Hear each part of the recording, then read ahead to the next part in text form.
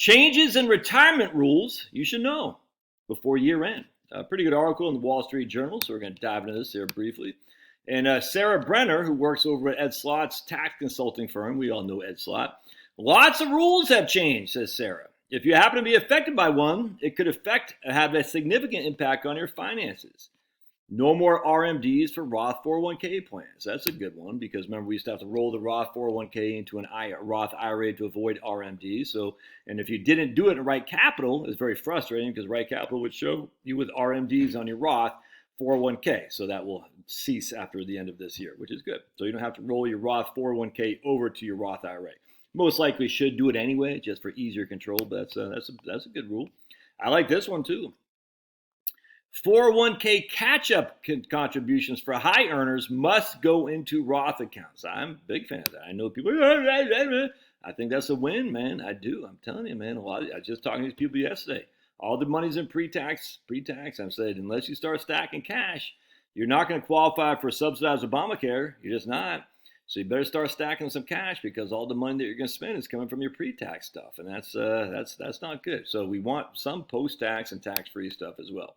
High earners are people who are 50 and older with annual income of over 145. So if your income is over 145, all your catch-up contributions will go into Roth. I like it, 100%. This is interesting. Certain spousal beneficiaries get more potential for tax-deferred growth.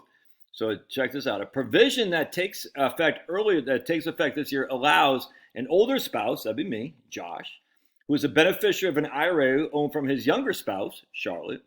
Charlotte dies before I do.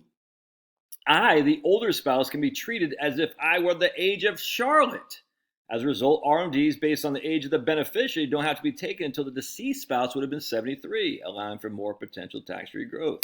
That's a big deal, potentially. Because you're saying, all right, well, I'm 4 years older than old Char. Char, if she dies, I don't have to touch that money until she was 73, which is pretty sweet. Let's see. In addition, the beneficiary can now use the IRS uniform lifetime table for determining the amount of the RMD instead of the single lifetime expectancy table. That has always been confusing to me, frankly. So, anyway, just keep that in mind. So that's not a huge win, but I deal with lots of people who have significant difference between husband and wives. And as such, this is a big win for you, man. That means you can allow to defer your own RMDs until your deceased spouse, who's younger, would have been the RMD age. And let's keep on going.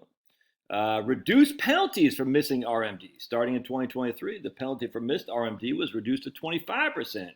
A significant drop. It can even be cut to 10% if corrected in a timely manner. So we'll take it. What hasn't changed is that you can still ask the IRS for a waiver of any penalty. Yeah, good luck with that. If you didn't do your RMD, are they going to give you a waiver?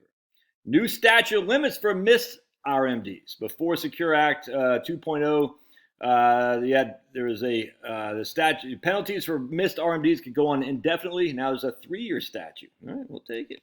New statute of limitations for excess contributions. At the same time, there's a new 6-year statute of limits for excess contributions to an IRA. Contributions must be at least equal to taxable compensation, and the maximum annual contribution is $7,000 for those under the age of 50 and $8,000 of those above. So if you put too much money in and it wasn't corrected by the IRS, after 6 years, you're good. Roth contributions as SEP and Simples. Come here, big guy. Contributions to SEP are made only by employers, while contributions to a Simples can be made by both employers and employees. Simples and SEPs were required to be on a pre-tax basis. Now, after tax is allowed. Employer matches can be in a Roth. This is incredibly interesting right here. Previously, employer matching contributions had to be in pre-tax. Since last year, if an employer offers this option, the employee can have it into a Roth after tax contributions. Although the employee must pay income tax on whatever is contributed, he or she would get the benefits of Roth. So that's good stuff, dude. Lots of good stuff on Secure Act 2.0. Look, every now and again, the Democrats do good things. Not all the time, not most of the time, but every now and again. And this is a Democrat bill. So I salute you, Sniffy Joe. All right, love you with thoughts. God bless.